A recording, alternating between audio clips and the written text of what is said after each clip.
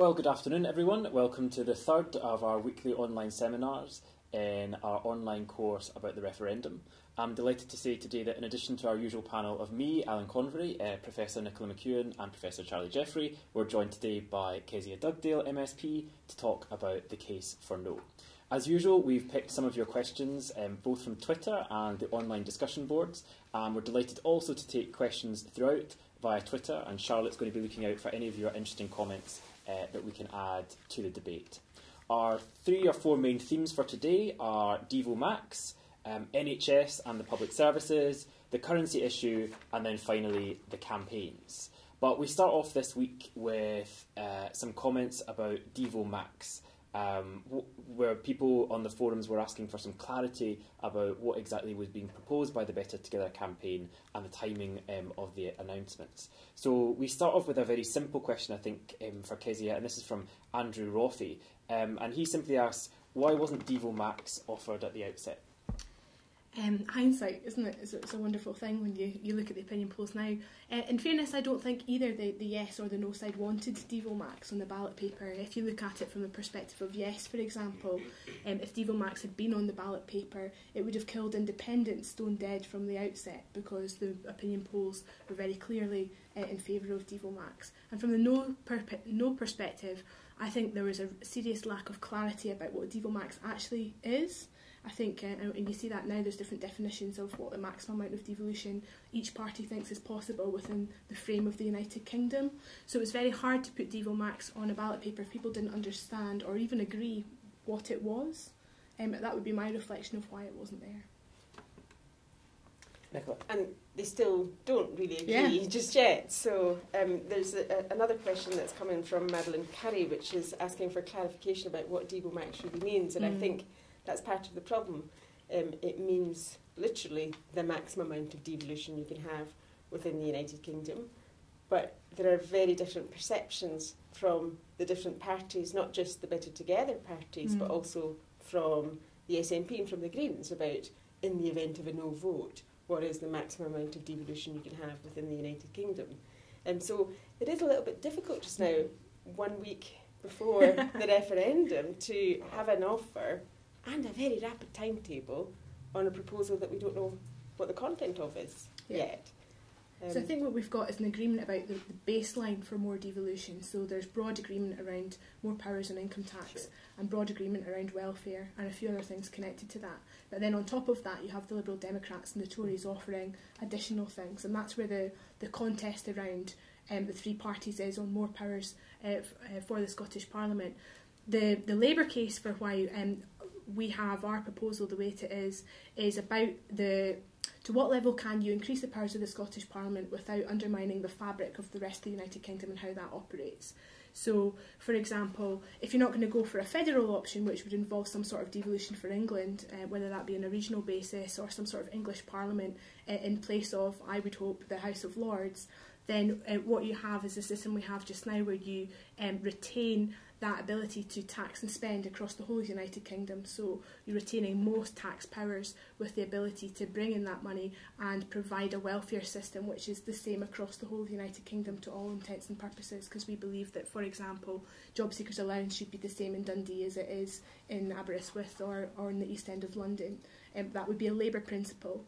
Now, I think the Tories have argued in the past that you could have the regional national minimum wages, for example, a regional minimum wage. So their ideology approaches that in a different way, and I think that's why you've got such variation at the moment.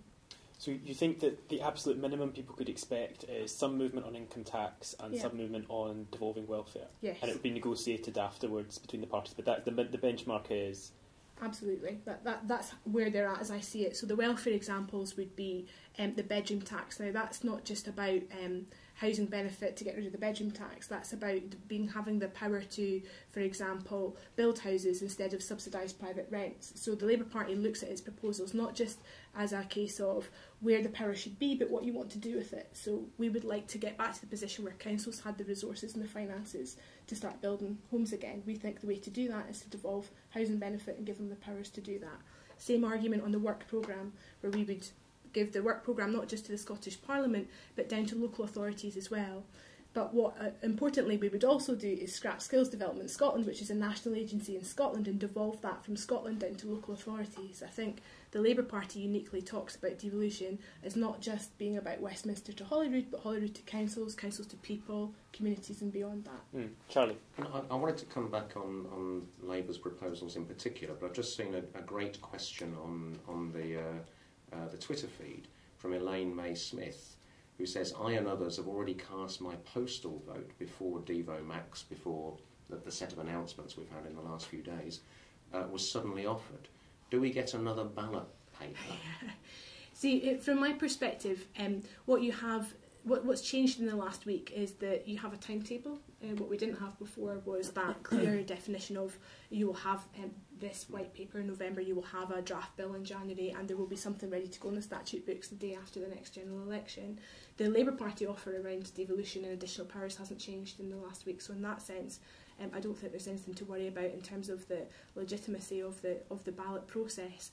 I think it's a very interesting constitutional question. You're a constitutional lawyer, Charlie? No, I'm not. I'm a political scientist. Yeah, I think I'm quite keen to ask a constitutional lawyer what they think of that and what impact that would have on the result. But I think you're right that the basis of the offer hasn't changed. Yeah. It is the timetable that is the new thing. So, in that sense, I'm not, and it's not. There's no guarantee on that either. It's not set in stone. It's not legislative. So, in that sense, I don't think constitutionally there would be an issue around voting. I mean, I wanted to come back with something specific on Labour's proposals, because they are distinctive as compared to the other two parties. You said in respect to local government, which is one area, but also in the rationale for tax devolution. Everybody's talking about tax devolution, especially income tax devolution to some extent.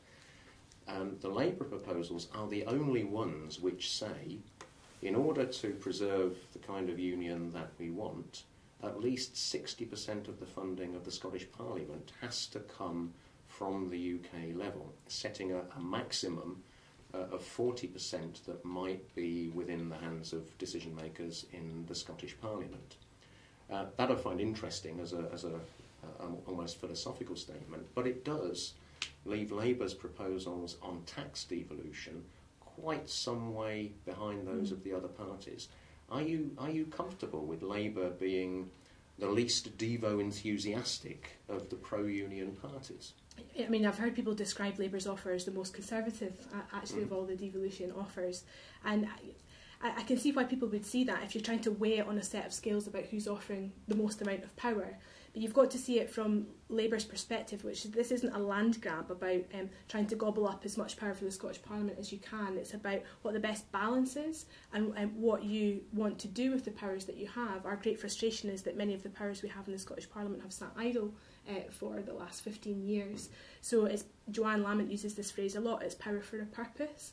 So one aspect of the income tax policy would be to allow the Scottish Parliament to introduce a 50p rate of tax if we wanted to, and Ed Miliband at a UK level has said that's absolutely an act that he would bring in as part if he was to be Prime Minister next year, and that's because we're frustrated at the lack of redistributive policies that have been practiced in the last 7 years under the SNP. So it's driven by that power for a purpose. What is it we actually want to do with the powers that we've got? That's what drives us.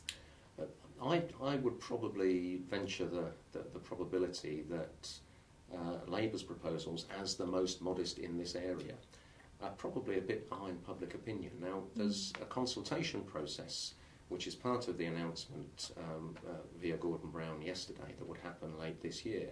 What if the consultation process shows real appetite in Scotland for something that goes beyond where Labour is now? Would Labour move?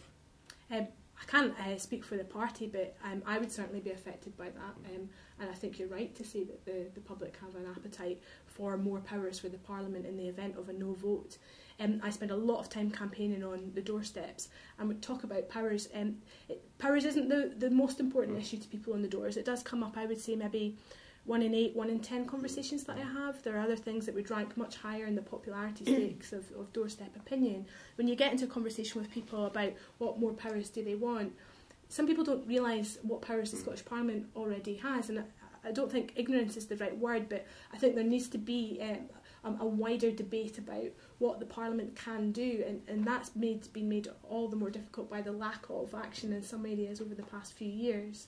So I'd be really interested to see what particular things the public would like in addition to what they've got, but they would have to also understand the impact that would have on Barnet, for example, the impact that would have on wider UK finance, and that's what makes this debate so fascinating. Can I just probe that a little bit more? Because I have to say one of the things that concerns me about the announcements in the last couple of days is the speed with which it would be, we assume, attached to whatever came after a no vote.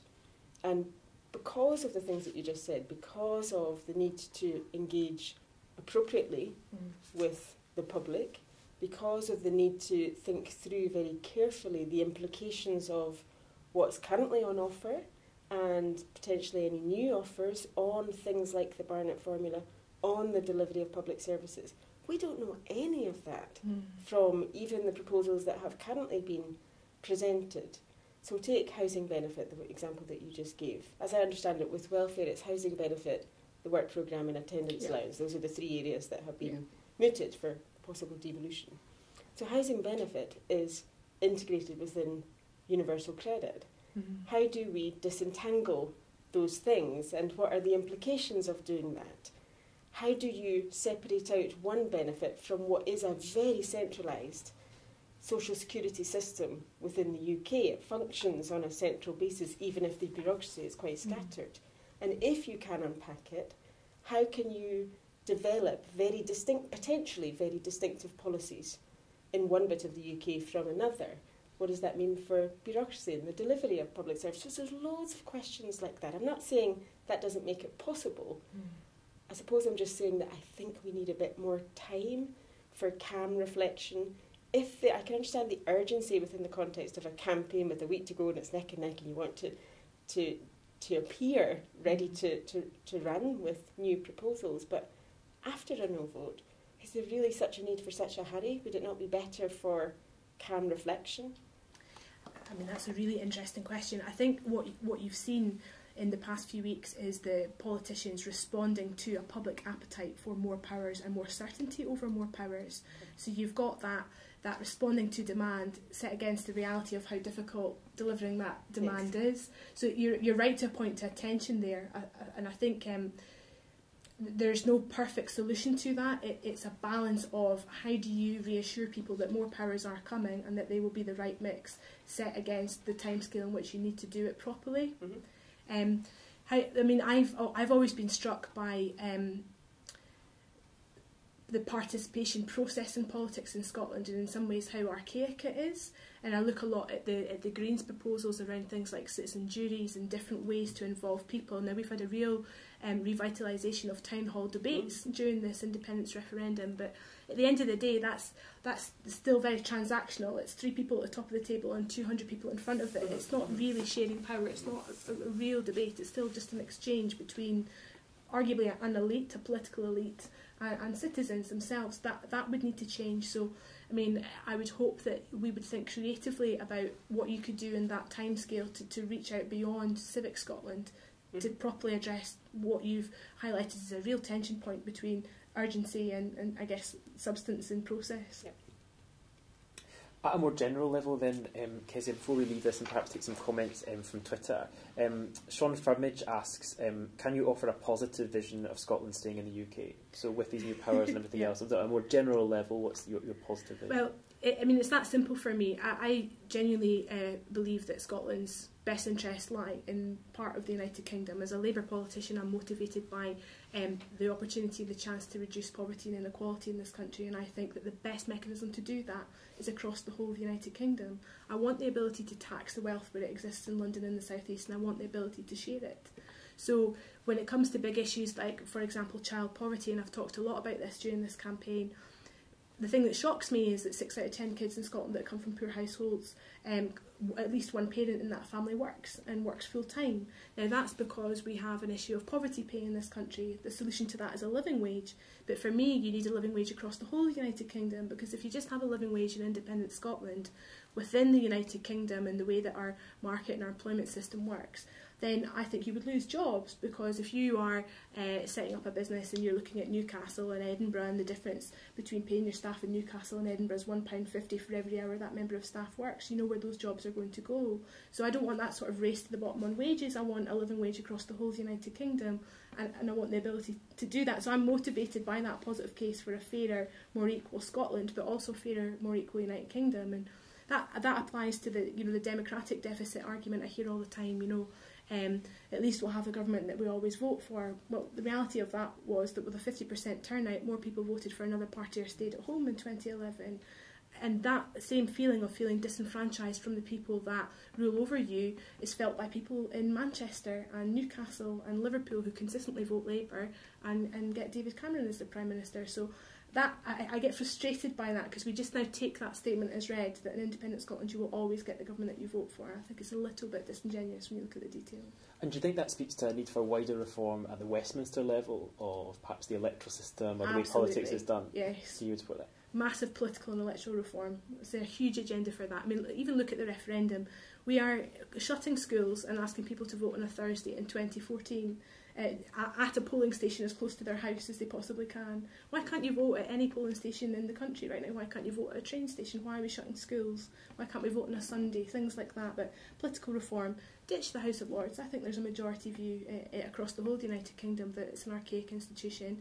Crucially, you've got to think about what replaces that in terms of accountability when it comes to lawmaking across the United Kingdom. But I can see, for example, one idea being an English Parliament that sits in the House of Lords and has substantial English devolution, but there are other versions of what you could do too, and I think there's a small but growing appetite within the rest of the United Kingdom to address these fundamental problems. But is there a small and growing appetite within any of the UK political parties to address those problems? I think yes, but not publicly. So what do I mean by that? I think party leaders and electoral strategists don't think it's particularly exciting or sexy in the context of a general election campaign, but they know it needs to be done. So I think there's some pretty hard thinking going on about how you can reform political systems and institutions. I have a great deal of faith that's what Ed Miliband believes needs to change. I think he recognises that some of the institutions he's dealt with are in desperate need of reform. The question is how high up the political agenda does that come? I'm not so sure. Would not the lessons of recent history suggest that that's extraordinarily difficult to do, even when the political will is there and at the fore? I'm thinking of the Blair government's early years, where the Scottish Parliament was one aspect of constitutional reform, which was supposed to go much more broadly to be a whole constitutional renewal of the UK. And yes, some things happened, but nothing as fundamental as the vision and the desire that was there at the outset. Does that not suggest that there's a kind of institutional intransigence that makes that kind of progressive change that you would like to see difficult to do in practice? I mean, I'm just giving you the off the top of my head thoughts, since it's not necessarily something I've thought a huge amount about myself, but what I think killed off further devolution in the early years of the Blair's government was that instant rejection of a regional parliament in the North East.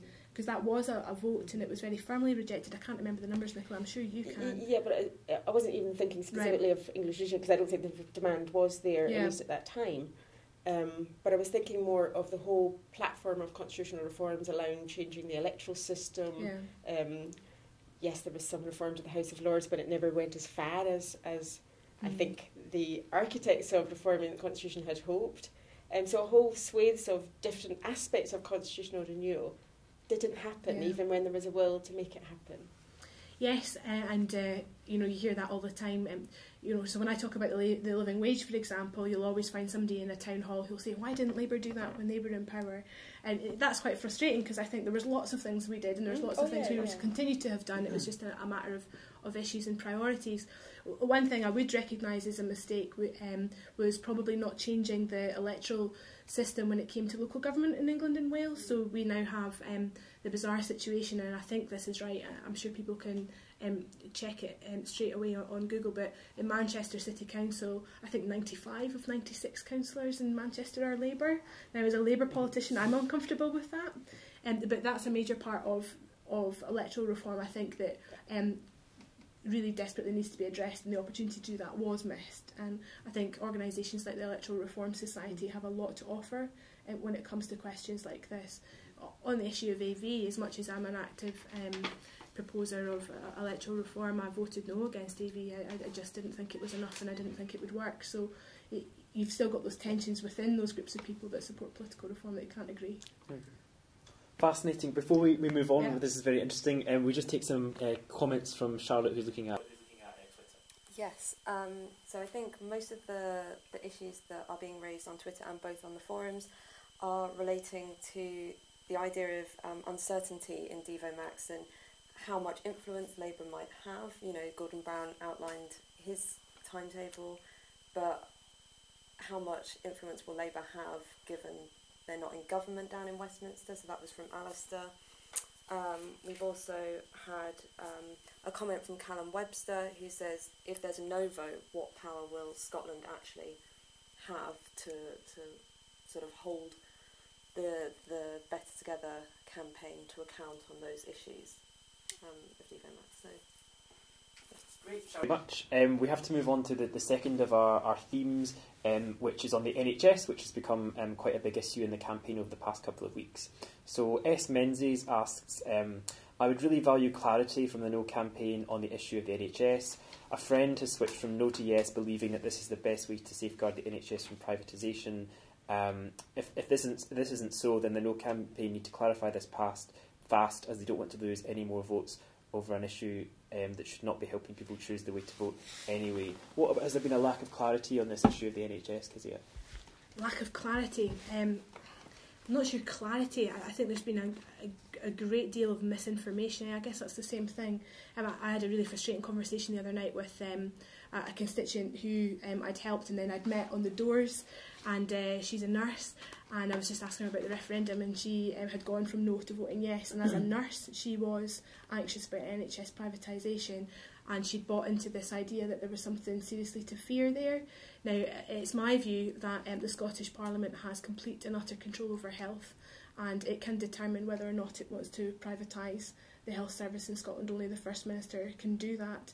Other people will argue that the question is not about devolved powers over health, it's about finance and whether we would be able to do that in Scotland without independence. The thing that frustrates me is if you look at the detail, many aspects of the NHS in Scotland are being quietly privatised right now. For example, we've spent £100 million in the last 2 years sending people to private hospitals because our health boards can't meet the waiting time guarantees effectively enough. So many people have to get treatment within 18 weeks. If that's not met, they're shipped off to Bupa hospitals, whether it be Murrayfield or elsewhere. £100 million, that's gone from 2,000 people to 12,000 people receiving treatment in 2 years alone. So it's already happening, and we're not questioning that and asking some hard questions about whether we accept that, is that privatisation? I think it is. What's our definition of privatisation? Is it the other extreme? Are we talking about running your credit card through the entry to the Royal Infirmary before you can access treatment? I'm not sure we've really understood what do we mean by privatisation. GPs are essentially private practitioners. Our pharmacies are private practitioners. What do we mean by privatisation in the NHS? Ultimately, the power over that lies with the Scottish Parliament, and I think it's been used in a really quite disingenuous and distasteful way over the past few weeks. Charlie, can I take that a bit further, because there has been a very clear theme on the yes side, certainly since the last leaders' debate, which has brought together three things. One is the prospect of NHS privatisation, which is a kind of qualified prospect, because it's, as far as I can understand it, the threat that this might happen in the future sometime, rather than a current and present threat. But that's been brought together with imagery around the bedroom tax as an emblem of social injustice. And the two things are brought together with the Conservative Party, which is not one of the most popular political parties in Scotland. And it's all been very effective in the language that Alex Salmond used in that debate vis-à-vis Alistair Darling, that you are in bed with the Conservatives as part of the Better Together campaign. I think that's been really, really effective. How can you distinguish yourselves from a party you disagree with on probably more things you disagree about than the SNP?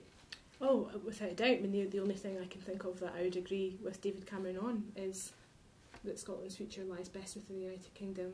I really couldn't think of anything else just now about his platform for a government that I would agree with.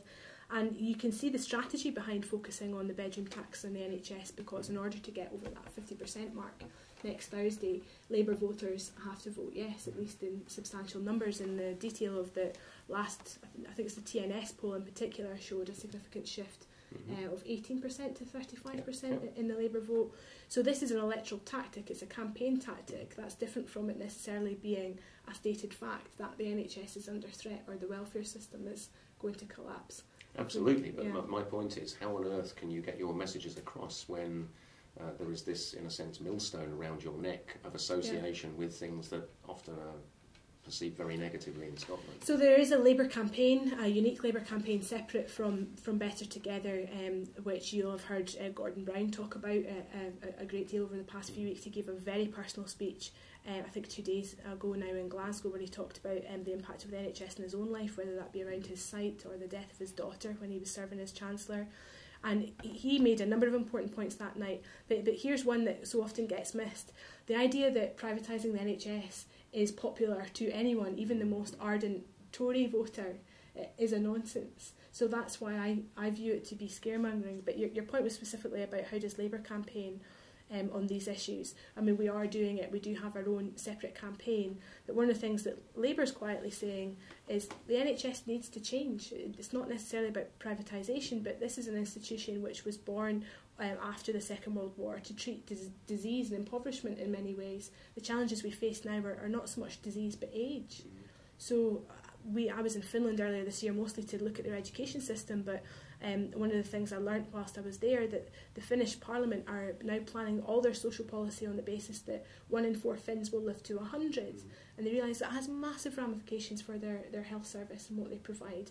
Right now we are ignoring those challenges.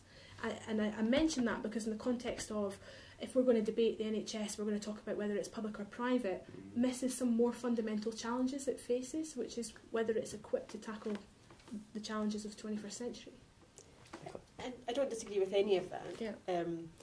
But it's curious to see the way that what you call a tactic of raising the prospect of potential privatisation of the NHS in this referendum is quite similar to some of the concerns and fears being raised by your colleagues south of the border about the future of the NHS in England, where perhaps the threat is a little more real, certainly more fundamental changes.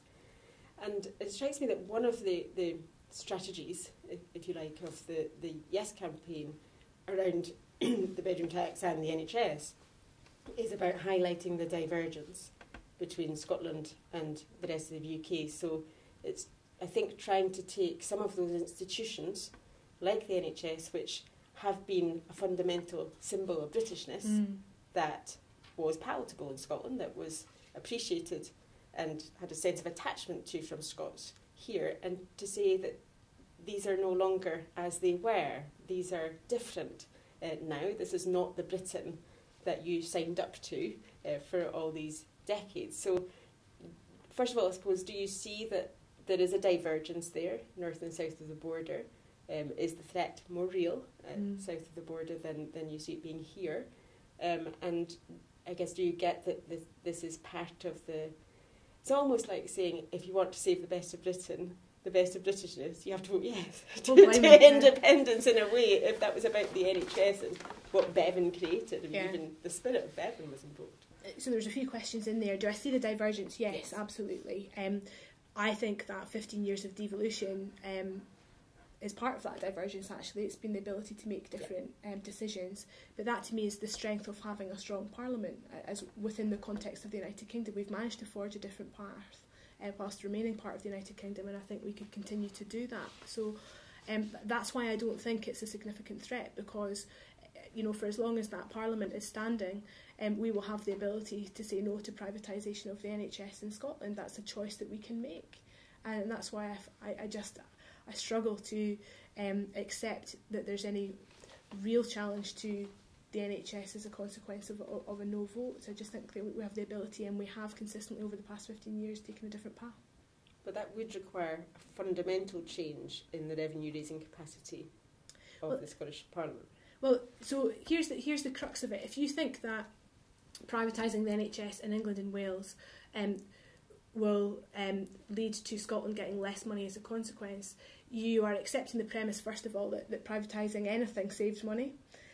And I'm not sure money, that public. Yeah, you're absolutely right. Yeah. It only matters if there is less public investment yes, into the NHS, and which hasn't been. I wouldn't accept the case that privatising anything is more efficient. is a more efficient way of doing things. So that's how I'll get out of that one. Do we have any more comments on the NHS? Perhaps we should take some comments from Charlotte on the NHS issues. I think one of the issues that's coming through on the forums is that there's a concern about the kind of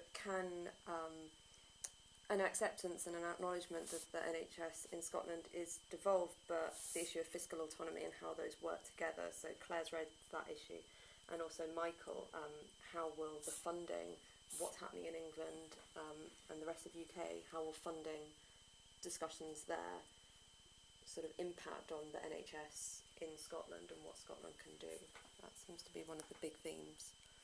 Great, thank you very much. Our final two issues are about the currency and then about the campaign. Should we take the currency issue first? A question from Susie Rose, who says, would Labour at Westminster continue to refuse to consider a currency union, given the effect that this is likely to have on Scottish Labour's chances of becoming the first government of an independent Scotland in 2016? Kezia, what do you think about this issue of the currency? Right, it's about a wee bit more than the currency, isn't it? Yes. Because that's about the future of Labour too. And it's assuming a yes vote. Isn't Yeah, there's a lot going on there. No, I don't think the Westminster parties are bluffing about the currency. I don't accept that. Okay. I don't believe that they view it as in the interest of the rest of the United Kingdom to have a formal currency union with Scotland. I just don't accept that, and I think Mark Carney's comments either this morning or last night, I've just read it in the FT before I came here, where he's hardening up his line around sterlingisation, kind of puts the meat on the bones of that. In terms of the impact that would have on Labour, I think that if you're talking about if the country votes yes next week, you know, there's a tremendous amount of change that's going to bring, and really all bets are off on all sorts of different things.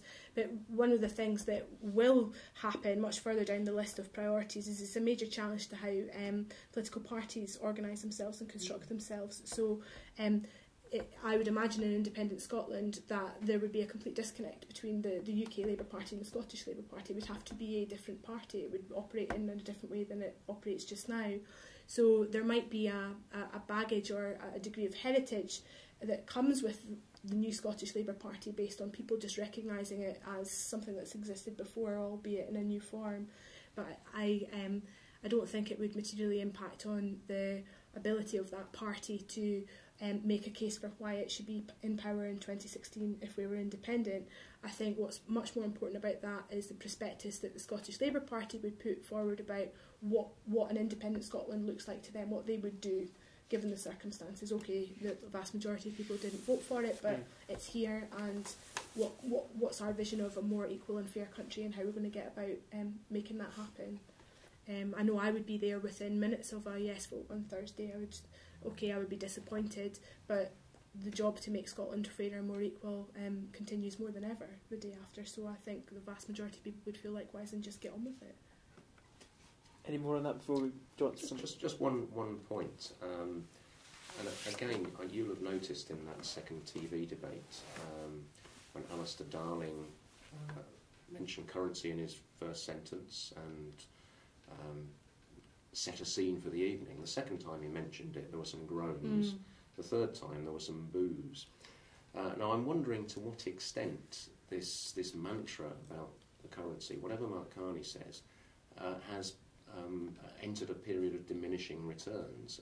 And some of the recent polling suggests that economic optimism is growing, that people don't think that there would be difficult economic consequences, or fewer are thinking that. Has this repetition of that message lost its effect? Have you cried wolf too much? No, I don't think so. I was sat behind you at that debate. I don't know if you noticed that when I was eyeing in, because I was in the press room that night.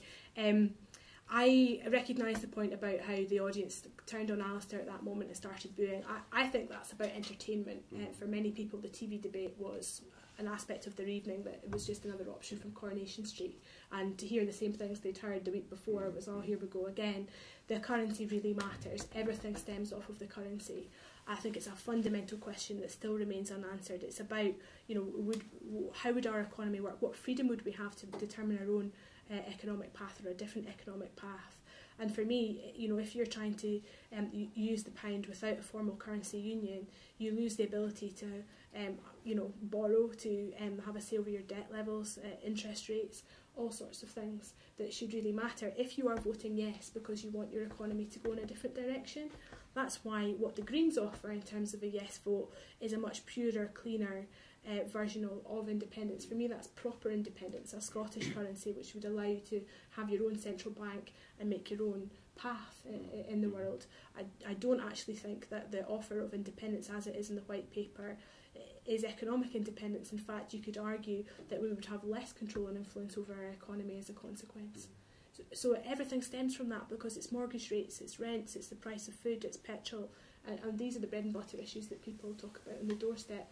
When you talk about sterlingisation and formal currency union, people switch off, but when you talk about what impact it will have on their mortgage or on their credit cards, that's completely different. Can I ask, the question that Susie asked was about after the yes vote and the reactions of the Westminster Labour Party. I'm curious, and it's unfair perhaps to put you on the spot on this, but if there was a yes vote, you just said all bets are off in a way, and you have all politicians, I expect, in Scotland will want to try to make this work, even if they're disappointed, they want to try and make it work. In that context, do you try to then get as many ties as possible, including currency union, or do you stand by the, no, I really do think currency union would be bad for Scotland and we should then establish an independent currency? I mean, that's a good question.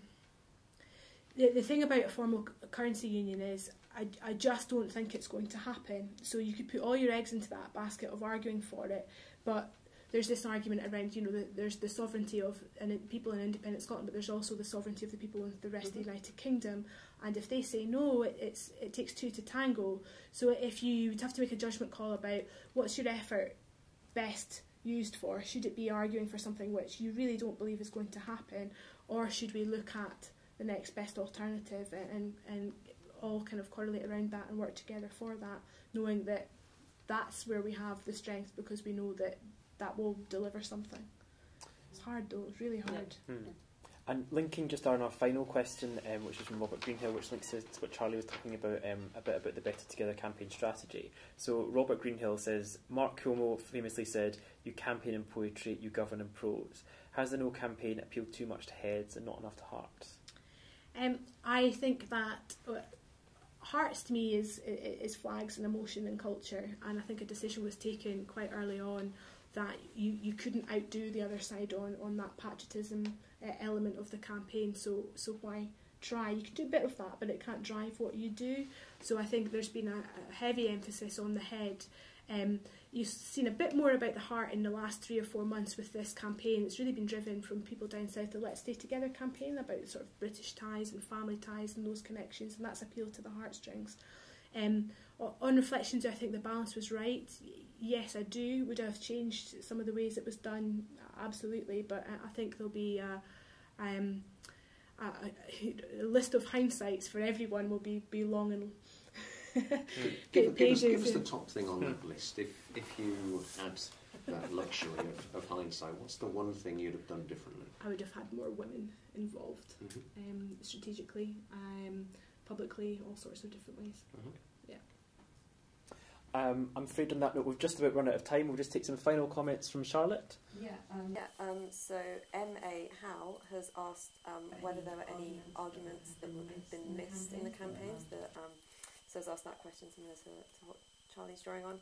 And then a couple of people, both Pat and Michael, talking about whether Better Together would have been better having a party independent figure leading it, given the number of parties involved in it. And if I can just quickly come back on a comment earlier from someone on Twitter, Callum Webster, who's now got in touch via the discussion forums where there's much more space to expand. I didn't quite capture everything that he was meaning in his tweet. It's not just about whether, in the case of a no vote, whether Scotland will have the power to hold the UK government to account on Devo Max promises and things like that, but also whether it will, whether they'll lose leverage and influence in the future to do even more with that. So I just wanted to come back to that one.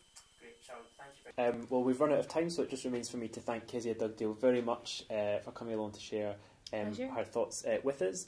Next week we move on to discuss Scottish public opinion in our week called What Do Scots Think? And in our online seminar next week we'll be joined by Professor Ailsa Henderson, who's an expert on public opinion. Goodbye.